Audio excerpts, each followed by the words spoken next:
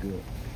Zach, I know the focus kind of is going to be the Giants all week, but you do have 3 games in 11 days. What's the biggest challenge just as far as a coaching staff when you have that many games in that short? I think just making sure your guys prepare, making sure they can go out there and execute what you're asking them to do, put them in the best position to succeed. I know me personally and us personally, like I'm all on the Giants. I haven't even worried about nobody else. Like I'll stay up late or get up early when those guys, when those guys show up. But I'll focus on the Giants. So just preparing that way and whatever challenges other teams may present, however many days we have to prepare for them, we'll make sure we get the work done and be in the best position to succeed.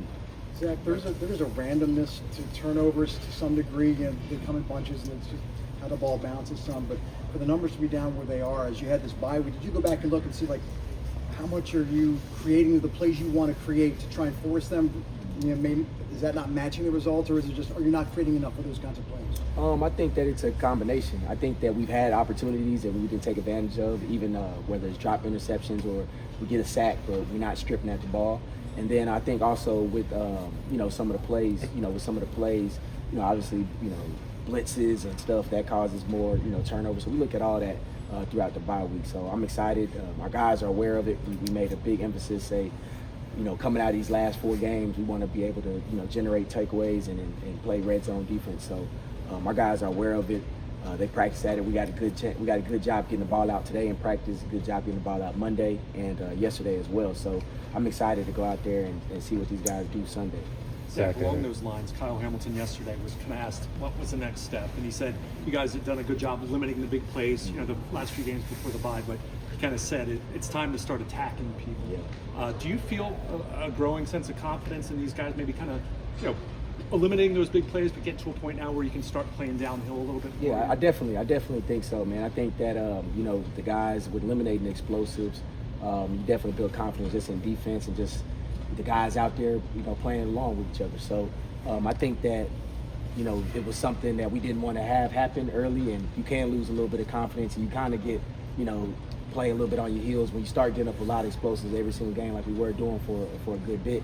I think now that has calmed down a little bit, guys are trusting each other more, trusting the scheme more, and just feel like they can go out there and go play and know that if I do my job, the person next to me is going to be where they're supposed to be at. Zach, to piggyback off that question, Chris Yu, when we talked to him last week, said that the defense had been simplified somewhat, at least on the back end. I mean, does being more aggressive and being more exotic kind of go hand in hand, or are those two separate notions? I think you can still be aggressive and exotic and still keep it simple. A lot of times, you can try to do a lot of stuff or have a lot of different play calls in, and I think we've done a good job of just simplifying just the verbiage and just trusting our guys that it might not be the perfect play call for the perfect situation, but just trust them that they go out there and play their fundamentals and play their technique, that they'll be fine. So I think that's what we kind of got more to. I think we definitely still exotic, definitely still would get to a lot of our stuff that we want to get to and attack protections, attack offenses, but just simplifying a lot of the verbiage and a lot of the checks, I think help us out a lot. Zach, sometimes in a bye week, a team will really maybe make a substantive change to something, and your team kind of did it on the fly before you ever got to the bye week. Specifically, what did you take care of in terms of self-scouting? What was your focus on self-scouting over the bye week? Just really looking at what the issues were, what we did well, and then where we struggled at, and why we were struggling, and what we can build on and what we can do going on these last 4 weeks. So I think we looked at everything, man. It was a real productive week. I felt like we got a lot done as a coaching staff, but I specifically looked at, the plays we were giving up. Why we were giving up? Was it, certain calls or certain opponents we were going against, certain coverages, certain blitzes, certain players? We looked at all that, and then looked at what our guys are doing well, and then how we can build on that and how we continue to do that, and how we can, complement that with other things and new things that the offense may not see, and just really put our guys in the best position. So I think it was real productive. I'm excited about what we got done in the bye week, and excited about what we can be able to do going forward. Zach, what stands out to you about Malik Nabers? Yeah, man, I remember watching just crossover tape, watching a lot of guys in SEC DBs, and him sticking out, man. He's an explosive player. He kind of, he's not there yet, but he kind of reminded me just from his college tape, kind of like a Jamar Chase, from the sense of he's explosive. He can make contested catches. He gets the ball in his hands. He's a good rack guy. So he's a good player. They feature him. They trust him a lot. He's one of their leading receivers, one of their leading targets. Him and Wan'Dale Robinson, and he's a good player. We definitely got to know where he's at and make sure we take care of him and not let him wreck the game. Zach, Tavius Robinson has carved out a bigger role without necessarily getting a lot of attention for it from the outside. From your standpoint, where has he grown the most this year? I think in all aspects. I mean, T-Rob always been a hard-working, a physical player. I think now that the game has kind of just slowed down for him, and you're able to see him just even play even more faster, play more aggressive, and play even more physical. And I think he's even developed better as a rusher as well. So T-Rob's one of those guys who, he's a Raven through and through. He's a guy that we love. Not talked about a lot, but just does his job consistently. He might not get the praise on the outside, but get a lot of praise, in our meeting room and in our building, because he does everything the right way. If he doesn't do it right, then he's trying to do it right, and he's going to correct it. So I'm happy with T-Rob. I think he's only going to continue to grow and get better, and he's going to be very important for us down these last 4 games. Zach, as you've how these last 4 are, how big they are for you, and it's an unusual schedule to it. Do you have to hit more one at a time with the guys? And then when you played, was it hard not to peek ahead and kind of think what it?